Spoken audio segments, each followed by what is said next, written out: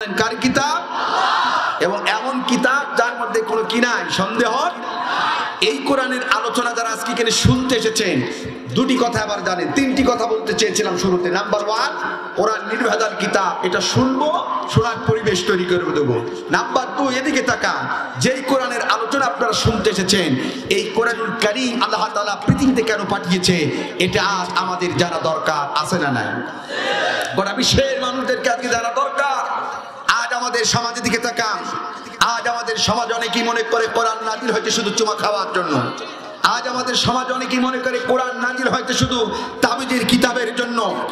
আজ আমাদের সমাজে অনেকেই মনে করে কোরআন নাজিল হয়েছে মানুষ মরে যাবে, মাথার কাছে খতম করে 14 গোষ্ঠী সহ জান্নাতে ঢুকাই দেব। আসলে কি তাই? এই আওয়াজ বলেন তাই? আমার আল্লাহ রাব্বুল আলামিন দুনিয়ার মানুষেরা, আমি আল্লাহ রাব্বুল আলামিন যেই 30 পারা কোরআনুল কারীমকে দুনিয়ার মধ্যে প্রেরণ করেছি, বান্দা এটাকে আমি চুমা খাওয়ার জন্য পাঠাই নাই, তাবিজের কিতাবের জন্য পাঠাই নাই, ঝাড়ফুঁকের জন্য পাঠাই নাই, মানুষ মরে যাবে খাতম পড়ার জন্য আমি আল্লাহ পাক রব্বুল আলামিন এই কোরআনুল কারীমকে পাঠাই নাই। আমি আল্লাহ পাক রব্বুল আলামিন এই 30 পারা কোরআনুল কারীমকে দুনিয়ার মধ্যে প্রেরণ করেছি মিনাজ জুলুমাতি ইলান নূর, অন্ধকার থেকে মানুষগুলোকে আলোর পথ দেখানোর জন্য। কে বলেছেন? দলিল হলো সূরাতুল ইব্রাহিমের 1 নম্বর আয়াত। আল্লাহ রাব্বুল আলামিন স্পষ্ট ভাষায় বলছে, দুনিয়ার মানুষেরা, আমি আল্লাহ পাক রব্বুল আলামিন এই 30 পারা কোরআনুল কারীমকে দুনিয়ার মধ্যে প্রেরণ করেছি মিনাজ জুলুমাতি ইলান নূর, অন্ধকার থেকে, জাহিলিয়াতের পথ থেকে মানুষগুলোকে মুক্তি দেওয়ার জন্য। বলেন সুবহানাল্লাহ। এখন অনেকে বলতে পারেন, হুজুর সেই অন্ধকারের পথগুলো একটু বলে দিলে ভালো হয়। আমার আল্লাহ তাও বলে দিলেন, ও দুনিয়ার মানুষেরা, সেই অন্ধকারের পথ হচ্ছে শিরকিয়াতের পথ। জোরে বলেন কিসের পথ? একটু জোরে বলেন কিসের পথ? এই শিরকিয়াত আমাদের দেশে আছে না নাই? জোরে বলেন আছে না নাই? 5ই আগস্টের পরে এমন একটা সিচুয়েশন তৈরি হয়েছিল যে বাংলাদেশ 90% মুসলমানের দেশে, কারোর বাবার কারো দাদার ছবি না থাকলে দেশ যেন মানাই না। কথা বলেন ঠিক কিনা? হে মুসলমান, পৃথিবীতে যত নবী রাসূলকে আল্লাহ দুনিয়াতে পাঠিয়েছে মূর্তি ভাঙার জন্য। কি ভাঙার জন্য? মূর্তি গড়ার জন্য নাই। তাদেরকে পাঠিয়েছি মূর্তি ভাঙার জন্য, মূর্তি গড়ার জন্য নাই। কিন্তু আমরা বাংলাদেশে এমন একটা সিচুয়েশন আমরা দেখেছি অতীতে, যে বাংলাদেশের যতগুলো প্রবেশদ্বার আছে, যতগুলো শহর আছে, নগর আছে, বন্দর আছে, সেখানে যেন মূর্তি তৈরি করার একটা বিশাল একটা পায়তারা চলতেছিল। কথা বলেন ঠিক কিনা? মুসলমান ভাইরা আমার দিকে তাকান, এই শিরকিয়াতের পথ হচ্ছে অন্ধকারের পথ, কুফরিয়াতের পথ হচ্ছে অন্ধকারের পথ, বেদাতের পথ হচ্ছে অন্ধকারের পথ, টেন্ডারবাজির পথ হচ্ছে অন্ধকারের পথ, সন্ত্রাসীর পথ হচ্ছে অন্ধকারের পথ, মাদকের পথ হচ্ছে অন্ধকারের পথ, ধর্ষণের পথ হচ্ছে অন্ধকারের পথ, নির্বিচারে ভালো মানুষগুলোকে হত্যা করে, এগুলো ছিল অন্ধকারের পথ। কথা বলেন ঠিক কিনা? এই পথগুলো থেকে মানুষদেরকে মুক্তি দেওয়ার জন্য আজ থেকে 1450 বছর আগে গোটা পৃথিবীর মধ্যে আল্লাহ পাক রব্বুল আলামিন এই কোরআন নামক কিতাবটাকে দুনিয়ার মধ্যে প্রেরণ করেছে। বলেন সুবহানাল্লাহ। এটা হলো কোরআন নাজিল 2 নম্বর। কোরআন নাজিল ইতিহাস জানলাম। এবার মধুপুরের ভাইরা জানতে হবে, এই কোরআনের বিধান মানলে মানুষের লাভ হয় না ক্ষতি হয়? একটু আওয়াজ দিয়ে বলেন, লাভ হয় না ক্ষতি হয়? সওয়াব হয় না গুনাহ হয়? আমার আল্লাহ কি বলে দেখেন, আমার কথা নাই, আমার আল্লাহ রাব্বুল আলামিন বলছে, ও দুনিয়ার মানুষেরা, আমি আল্লাহ পাক রব্বুল আলামিন যে 30 পারা কোরআনুল কারীমকে দুনিয়ার মধ্যে প্রেরণ করেছি, বান্দা আমার এই কোরআনের বিধান যদি তুমি ব্যক্তিগত জীবনে, পারিবারিক জীবনে, সামাজিক জীবনে, রাজনৈতিক জীবনে, আন্তর্জাতিক পরিমণ্ডলে যদি আমার এই কোরআনের বিধান যদি তুমি মেনে নাও, তোমাদের লাভ কি হবে তোমরা শুনে যাও।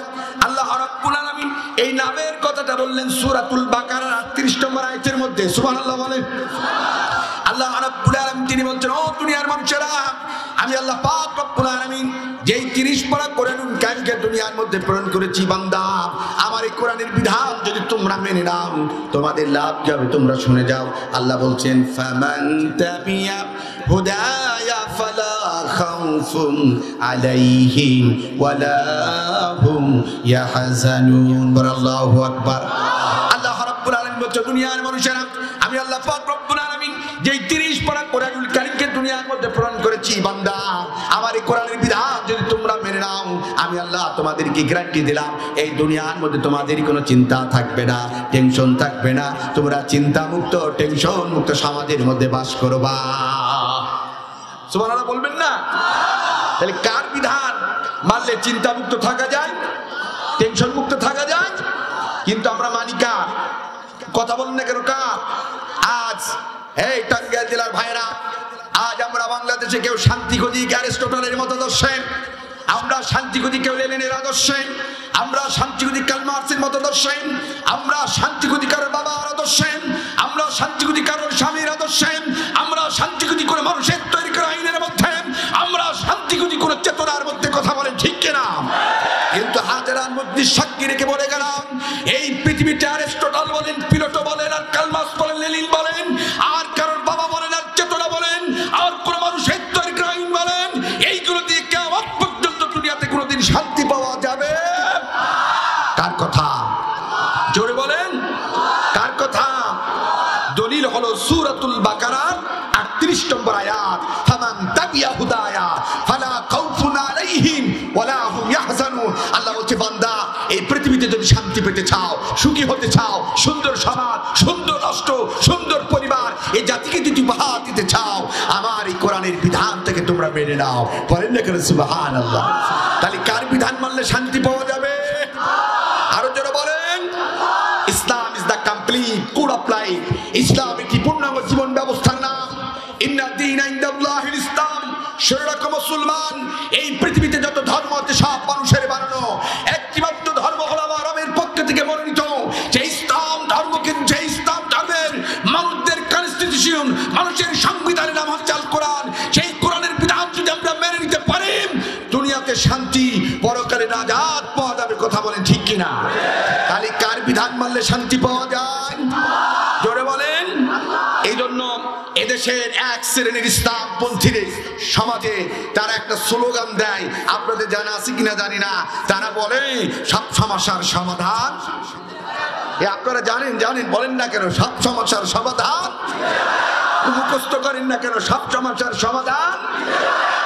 এই স্লোগান তো অনেকে দেয়া জানি না, দেবে কি?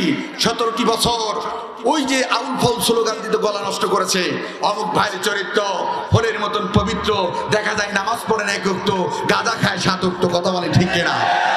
জাতির শ্রেষ্ঠ সন্তানদের নিয়ে স্লোগান দেওয়ার অনেক জায়গায় আমরা স্লোগান দিতে পারি না। জাতির শ্রেষ্ঠ সন্তানদেরকে একটু প্রমোট করব, জাতির কাছে তাদেরকে চরিত্রটাকে তুলে ধরবো। আমরা দেখেছি আগে সেই জাতির শ্রেষ্ঠ সন্তানদেরকে জঙ্গিবাদ বানিয়ে, আলবদর বানিয়ে, আল শাম বানিয়ে, স্বাধীনতা বিরোধী বানিয়ে জাতির কাছে কলঙ্কিত করেছে। কথা বলেন ঠিক কিনা? অথচ স্বাধীনতার 53টি বছর আমরা দেখেছি এদেশের এক শ্রেণীর মানুষেরা কারোর বাড়ি দখল করে নাই, কারোর সম্পদ লুণ্ঠন করে নাই, কারোর ব্যবসা বাণিজ্য থেকে টেন্ডারবাজি করে নাই, চাঁদাবাজি করে নাই। নিজেদের অর্থ দিয়ে যখনই বাঘভাসী মানুষদের ডুবে যাচ্ছে, যখনই এদেশে সাইক্লোন সিরোর আইলা নার্গিস হয়েছে, যখনই এদেশের মানুষের কোনো বিপদের সম্মুখীন হয়েছে, মানবতার ফেরিওয়ালা তাদের পাশে গিয়ে দাঁড়িয়ে তাদেরকে সমর্থন দিয়েছে। কথা বলেন ঠিক কিনা? আমরা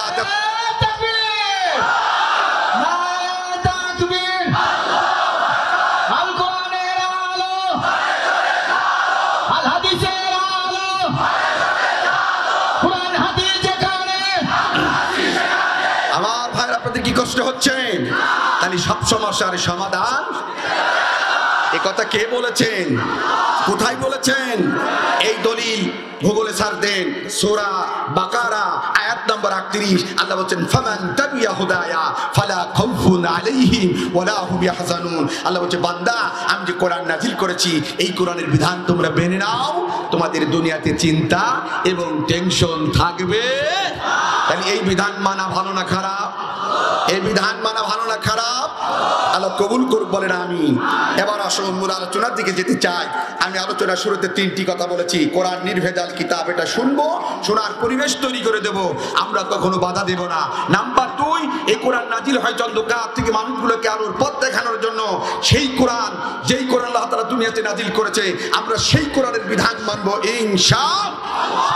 এবার আসুন, আজকে আমি যে আয়াতটা তেলাওয়াত করবো, যেহেতু লেখা আছে তাফসিরুল কোরআন মাহফিল, এখন আমার কোরআনের তাফসির করতে হবে, ঠিক না ঠিক? আমি যে আয়াতটা তেলাওয়াত করে মুক্তাসার কথা বলবো, এদিকে তাকান।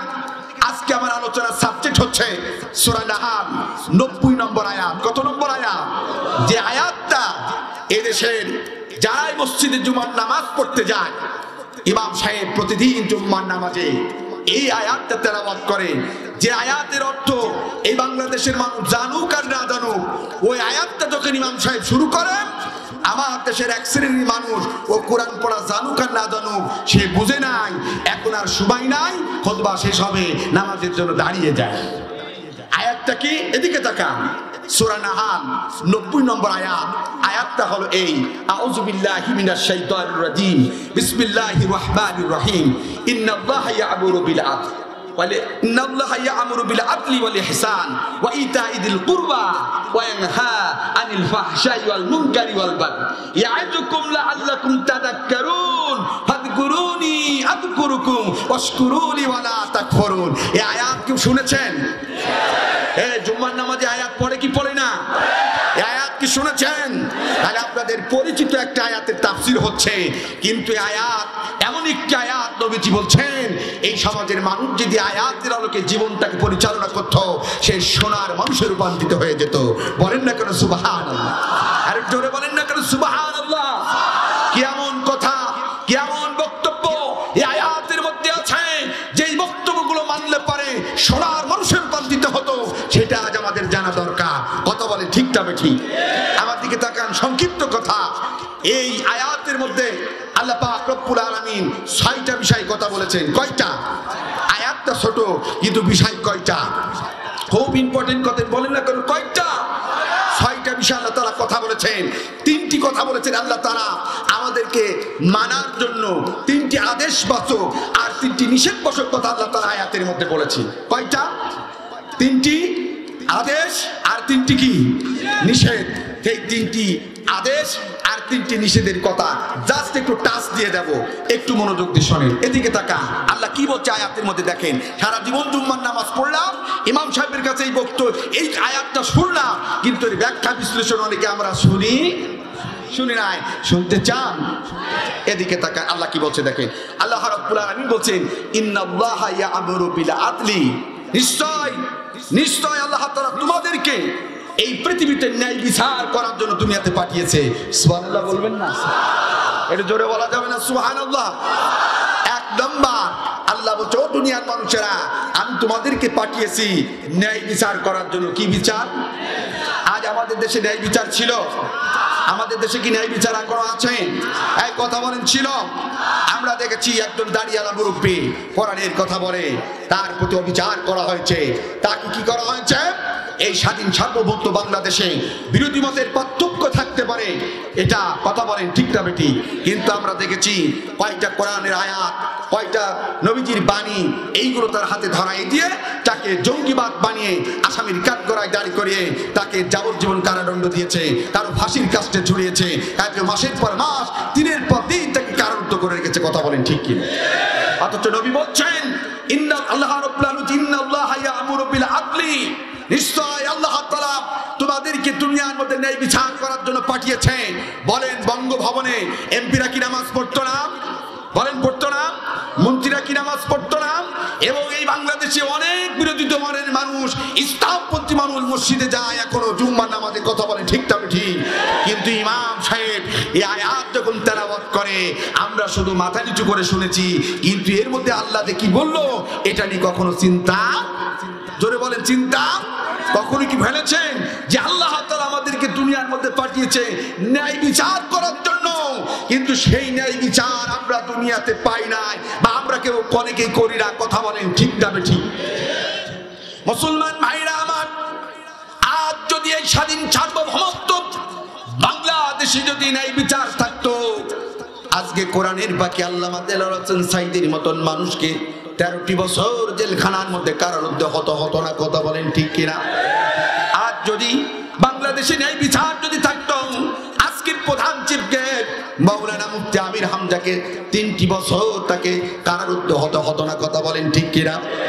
আজ যদি ন্যায় বিচার বাংলাদেশে থাকতো, এদেশের মানুষের কল্যাণের জন্য যারা কাজ করেছে, যারা এদেশকে সুদের হাত থেকে বাঁচাতে চেয়েছে, ওই শহীদ বীর কাশিম আলীর মতন ভাই যা হাজার হাজার বেকারদের বেকারত্ব দূর করেছে, ইসলামী ব্যাংক প্রতিষ্ঠা করেছে, ইবনে সিনার মতন একটি হসপিটাল করেছে, ইসলামী ব্যাংক হসপিটাল করেছে, আল রাবেতা নামে ফাউন্ডেশন গঠন করেছে, হাজার হাজার তরুণেরা যুবকদের সেখানে বেকারত্ব দূর হয়েছে। কথা বলেন ঠিক কিনা? শুধু এই কাজগুলো করার কারণে এদেশে ন্যায় বিচার পায় না, আমাদের ভাইদেরকে ফাঁসির কাস্টে ঝুলিয়ে তাদেরকে নির্মমভাবে হত্যা করেছে। কথা বলেন ঠিক কিনা?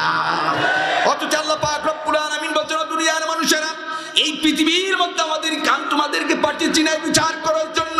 নবীজি বলছেন, দুনিয়ার মানুষেরা, কেউ যদি দুনিয়ার মধ্যে ন্যায় বিচার প্রতিষ্ঠা করে, কিয়ামতের ময়দানে যখন কোনো ছায়া থাকবে না, একমাত্র আমি আল্লাহ, আমার আল্লাহর আরশে আজিমের ছায়া ছাড়া আর কোনো যখন ছায়া থাকবে না, সেদিন একমাত্র ওই ইমামুল আদিল 7 জন ব্যক্তি ওই আরশে আজিমের নিচে ছায়া পাবে।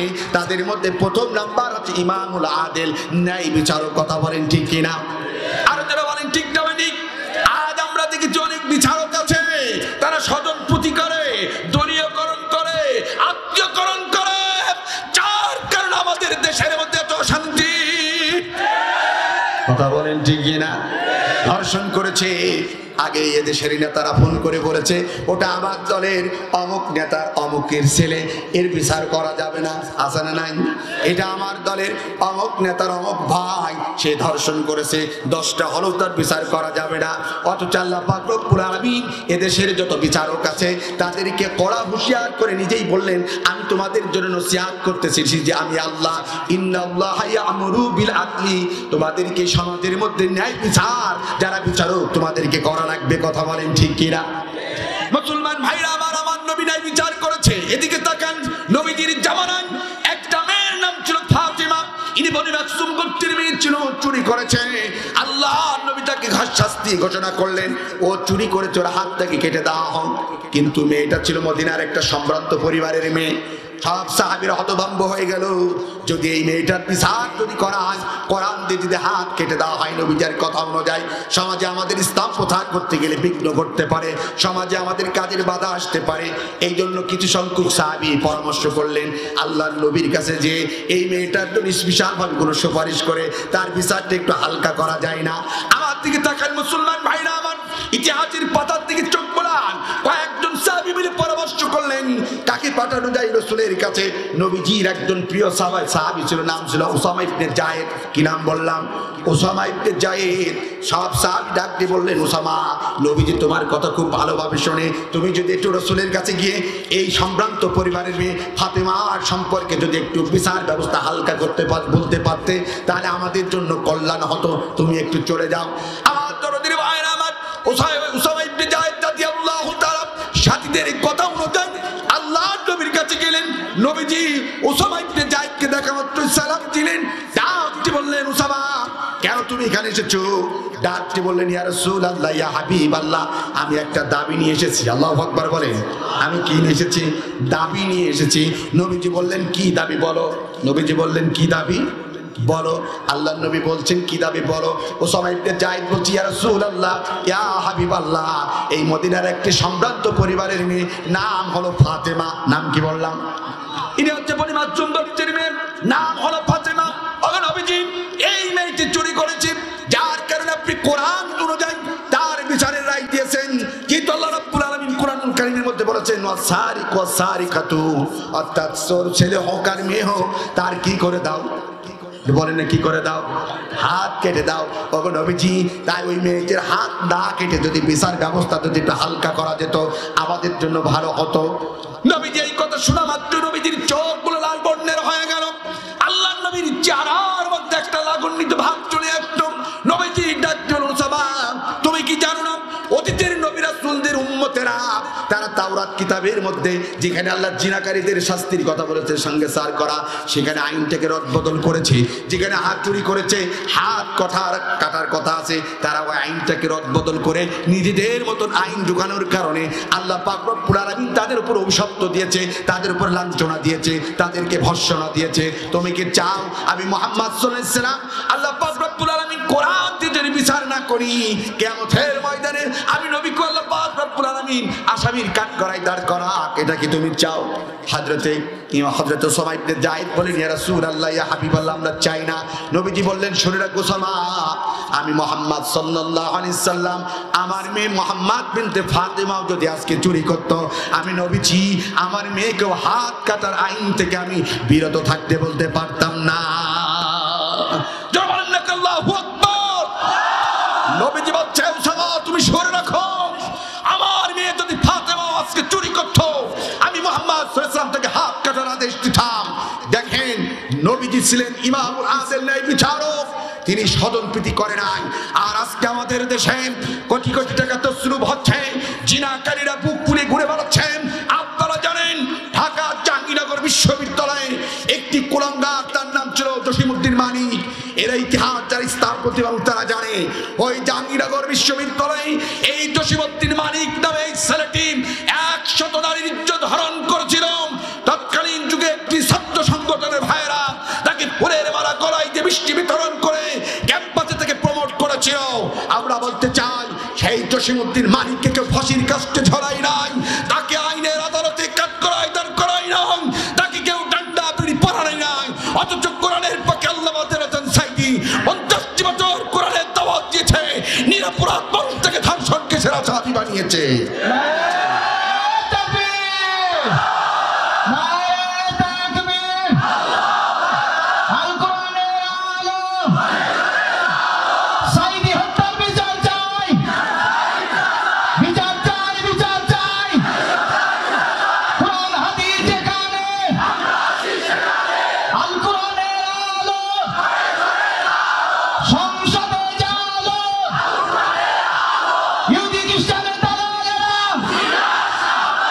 আমার ভাইরা, আপনাদের কি কষ্ট হচ্ছে? তাহলে এদেশে আল্লাহ পাক রব্বুল আলামিন যারা মুসলমান, তাদেরকে সর্বপ্রথম দুনিয়াতে আল্লাহ তাআলা বলছেন, আমি যারা বিচারক হবে তাদেরকে কি বিচার করতে হবে বলেন? এই জোরে বলেন, কি বিচার? তাহলে আমার নবী ছিলেন ন্যায় বিচারক, এটা নবীর জীবনী থেকে বললাম। এবার সাহাবীদের দিতে তাকান, নবীর সাহাবীরাও তারা কোরআন দিয়ে রাষ্ট্র পরিচালনা করেছে, তাহলে কোরআনের বাইরে তো তারা বিচার করতে পারে না, ঠিক কিনা বলেন? আমার ভাইরা আমার, এদিকে তাকান, হযরত আলী রাদিয়াল্লাহু তাআলা, তিনি ছিলেন 4 খলিফার একজন। কি 4 খলিফার কি বলেন? এবং তিনি ছিলেন বিশ্ব নবীর জামাতা, তিনি জামাই ছিলেন। হযরত আলী রাদিয়াল্লাহু তাআলা তিনি যখন খেলাফতের মসনদে কোন একটা যুদ্ধের ঢাল একজন ইহুদি তার চুরি করেছে, এটা হযরত আলী রাদিয়াল্লাহু তাআলা তার প্রমাণ সহ সে জানে। হযরত আলী রাদিয়াল্লাহু তাআলা চিন্তা করলেন, আমি যখন রাষ্ট্রপ্রধান, আমি যদি ইহুদির বাড়ি থেকে যদি এখন জোর করে ঢালটা নিয়ে আসি, জনগণ আমাকে স্বৈরাচার বলবে। জনগণ কি বলবে? এই জন্য তিনি চিন্তা করলেন, এই রাষ্ট্রে তো একটা আদালত আছে, একটা বিচার কার্যালয় আছে, আমি আমার এই মামলাটা নিয়ে আমি সেই আদালতে যেতে চাই। এদিকে তাকান, হযরত আলী রাদিয়াল্লাহু তাআলা তার এই যুদ্ধের ঢাল হারিয়ে যাওয়ার বিচার নিয়ে গেলেন। তারই নিযুক্ত একজন প্রধান বিচারপতি যিনি ছিলেন তৎকালীন যুগে হযরত আলী রাদিয়াল্লাহু তাআলার জামানায়, তার নাম ছিল কাজী সুরাহি। কি নাম বললাম? কাজী সুরাহি। ইনার আদালতে নিয়ে গেলেন, ডাক দিয়ে বললেন, কাজী সুরাহি, প্রধান বিচারপতি, আমি আলী বলতেছি, আমার একটা যুদ্ধের ঢাল অমুক ইহুদি চুরি করেছে, আপনাকে এই বিচারটা করে দিতে হবে। কি করে দিতে হবে বলেন? আপনার এই বিচারটা করে দিতে হবে। হযরত আলী রাদিয়াল্লাহু তাআলা কথা বলার সাথে সাথে প্রধান বিচারপতি কাজী সুরাহি বললেন, ঠিক আছে, সেই ইহুদির ঠিকানা দাও, কে আপনার ঢালটা চুরি করেছে, আমি বিচার সঠিকভাবে করে দেব। ওই ইহুদির নাম বলা হলো।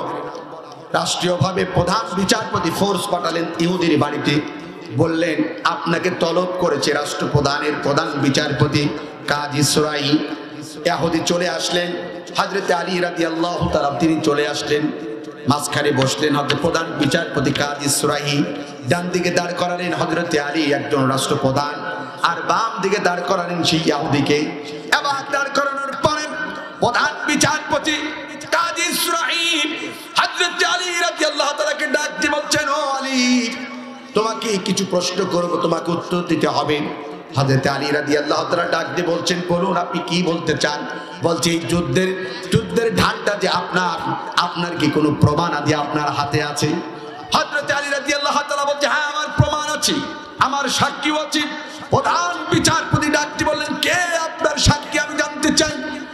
প্রধান বিচারপতি কথা বলার সাথে সাথে হযরত আলী রাদিয়াল্লাহু তাআলা ডাক দিয়ে বললেন, ও প্রধান বিচারপতি, এক নাম্বার এই যুদ্ধের ঢালটা যে আমার, এটার সাক্ষী হচ্ছে আমার ছেলে হাসান। আমার ছেলের কি? হযরত হাসান রাদিয়াল্লাহু তাআলা। প্রধান বিচারপতি বললেন, এই সাক্ষী আমি মানি না, নিজের ছেলে বাদ দেওয়ার কোনো সাক্ষী আছে কিনা বলেন। হযরত আলী রাদিয়াল্লাহু তাআলা 2 নাম্বার বললেন, ও প্রধান বিচারপতি কাজী সুরাহি ভাই, এই যুদ্ধের ঢালটা যে আমার, এটার সাক্ষী হচ্ছে আমার নিজের আজাদ গোলাম, এটা তার প্রমাণ, সে জানে এটা যে আমার। হযরতে কাজী সুরাহি ডাক দিয়ে বললেন, ও আলী রাষ্ট্রপ্রধান, এই প্রধান আপনার প্রধান আজাদ গোলাম, এটাও আমি সাক্ষী মানি না। আপনার ছেলে আজাদ গোলাম বা দেয়ার কোনো সাক্ষী আপনার কাছে আছে কিনা আমাকে বলুন। তিনি বললেন, আর আমার কোনো সাক্ষী আমার কাছে হাজিরিন আমার কাছে আর নাই। প্রধান বিচারপতি কাজী সুরাহি ডাক দিয়ে বললেন, রাষ্ট্রনায়ক আপনি হতে পারেন, আপনার তথ্য প্রমাণ সঠিকভাবে না দেওয়ার কারণে এই যুদ্ধের ঢালটা যে আপনার নাই, এটা আমি আজকে এটা মেনে নিতে পারলাম না। সেই যুদ্ধের ঢাল এটা হচ্ছে ইহুদির, এটা আমি তার রায় দিয়ে দিলাম। ইহুদির হাতে যুদ্ধের ঢালটা ফেরত দিয়ে দিলেন।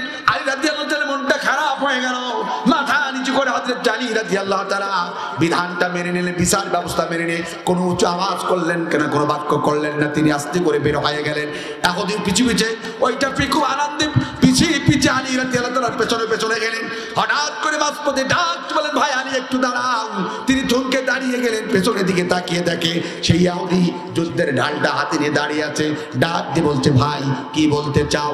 এই যুদ্ধের ঢাল তো তোমাকে তো দিয়ে দিয়েছে, আবার তুমি কি বলতে চাও? আমি তো সাক্ষী প্রমাণ সঠিকভাবে হাজির করাতে পারি নাই, যার কারণে আমার প্রধান বিচারপতি কাজী সুরাহি আপনাকে এই ঢালটা দিয়ে দিয়েছে, আমার আর আপনার ঢালের প্রতি কোনো অভিযোগ নাই।